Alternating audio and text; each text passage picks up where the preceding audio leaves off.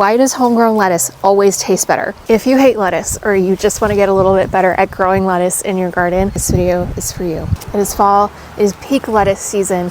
We love lettuce here. Lettuce is probably one of the most underrated things I grow in my garden. Whenever anyone like on a podcast asks me, what's your favorite thing to grow? Or what do you recommend beginners grow?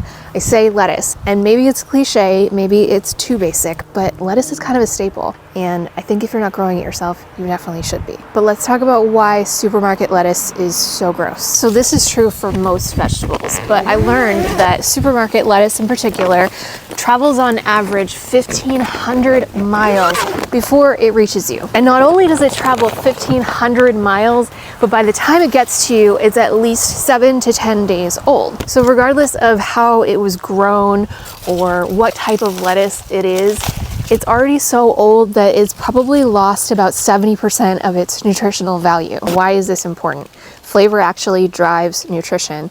Nutrition comes from flavor. It's the reason we like to eat the things that we like to eat. Now, of course, scientists have found a way to hijack this and make highly processed foods that hit those same receptors and make us enjoy them even more. But when it comes to healthy food in particular, you can trust your taste buds. Flavor is a survival tool. What you're tasting is the vitamins and the minerals in the plants. But what's happened in modern agriculture is that we stopped breeding for flavor and thus for nutrition, and instead started breeding for things like how long it can last in shipment, how uniform it looks, all sorts of different features that plants have now that really shouldn't matter to us as much as what they taste like and what the nutritional value of that product is. But that's obviously a much bigger rant that I could get into about industrial agriculture in general. Thankfully, lettuce is really, really easy to grow.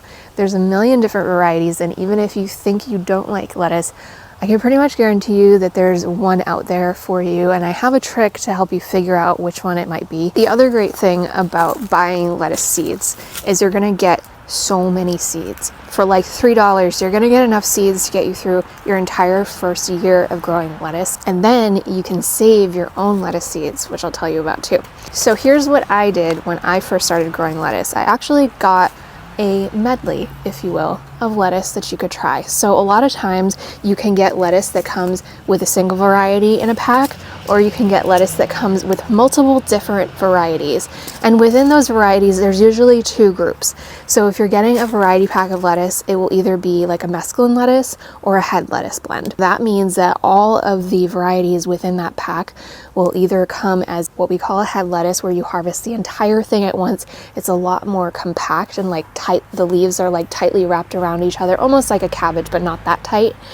Or you get mesclun or leaf lettuce. And leaf lettuce has another additional benefit to it, which is that you can actually harvest it kind of infinitely. Where we're using the cut and come again method to keep our harvests going all season long.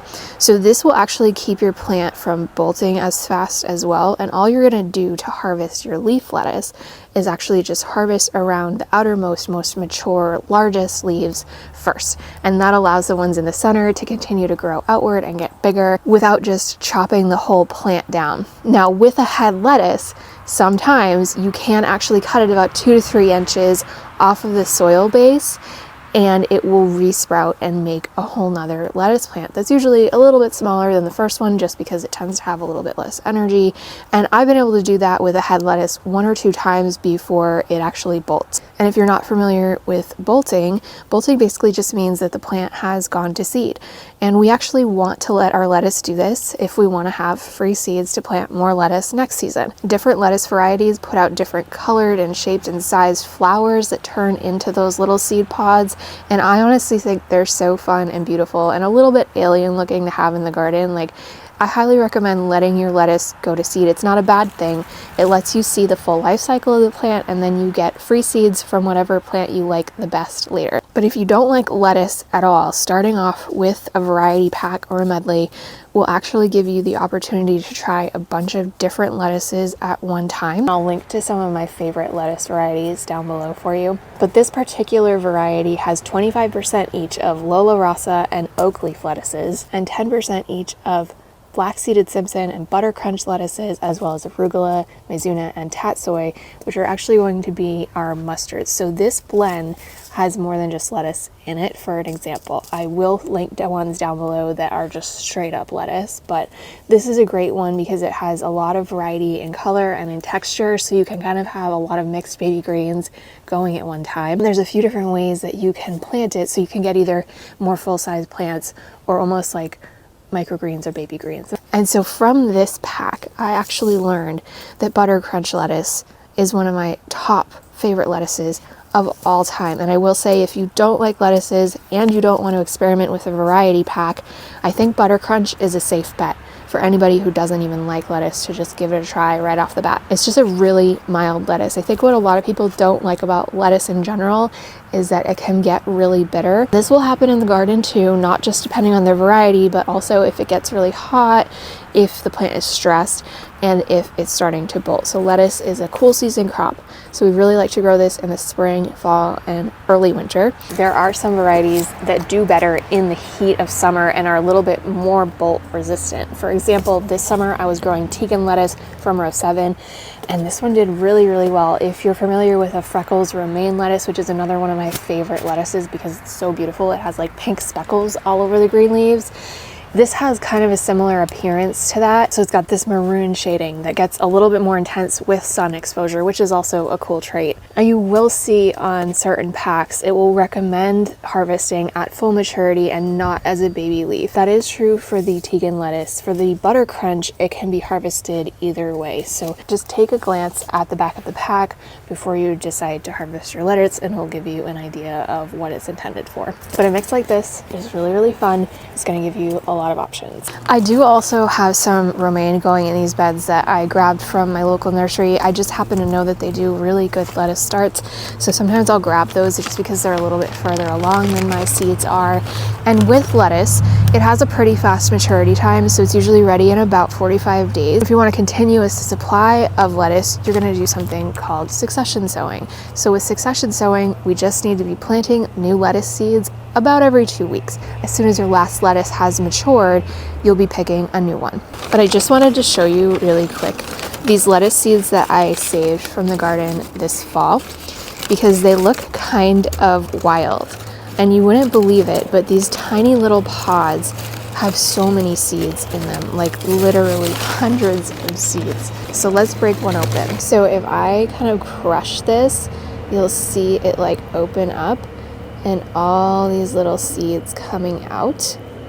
So that was just one little flower off of that plant that had hundreds of flowers on it.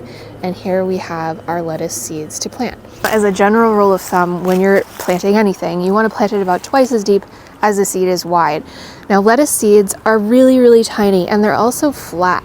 And to be totally honest, I've had the best luck not burying them at all. So we're gonna do chaos sowing today, because I want to show you just how easy this can be. And you can do this in a container on your windowsill and have fresh lettuce. I'm telling you, like, it does not need to be anything super complicated. But in this case, I'm just going to gently rake back the very top layer of the soil and sprinkle a few seeds here. With anything, it's a good idea to plant a few more than you think you want in that spot, just in case any of them don't sprout for whatever reason, and just kind of gently mix the soil together back on top of those.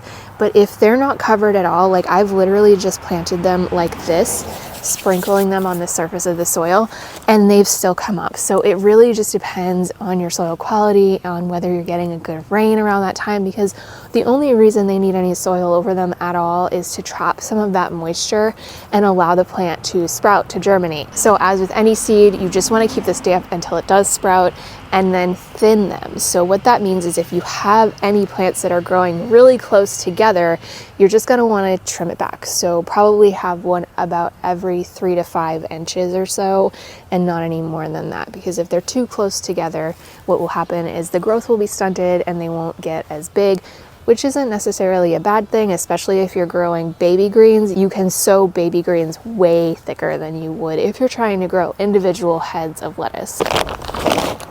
All right, I don't want to do this, but for demonstration purposes, I'm going to harvest this whole head of lettuce to show you what I mean, how you can cut and come again on a larger scale with a head lettuce. The only reason I don't want to harvest this right now is because it's so darn cute. Like, I just think head lettuce is so beautiful in the garden ornamentally, and I always kind of feel sad when I harvest it.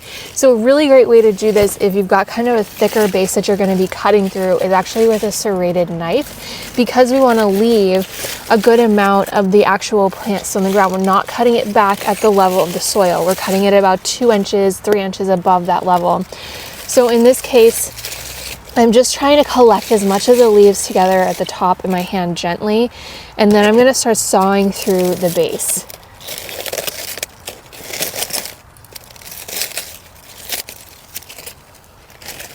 And there's our lettuce. She was a little bit bigger. I've picked a few of the outside leaves already, but we're hopefully going to get a second flush from this plant. We'll see. And we've got lots of beautiful stuff growing in this frame here. Lettuce can survive temperatures down to 20 degrees Fahrenheit if it's given the chance to harden off properly. You can't just shock it and put it at that temperature with no preparation. But you can see here the base is kind of leaking a little bit, and that will dry over, and then we'll get some fresh growth coming off of here. On this side, I've got a couple other examples to show you. That is a Buttercrunch lettuce that I have not harvested any leaves from yet. And isn't it just beautiful? Like, I just can't deal with the texture of it. Over on this side, I have an example of some red lettuce. I don't know this variety. This was a start I grabbed from the nursery. And here we have an example of some leaf lettuce. So you can see it has a lot less structure. I have just picked this already today. It has a lot less structure, and it's a lot smaller. All right, friends, I hope this helped you in your journey to maybe loving lettuce, maybe. Let me know if you love or hate lettuce down in the comments, and if you have a specific variety that you really like to grow. Make sure to hit like and subscribe so you don't miss any future videos. And thanks for gardening with me. I'll see you next time.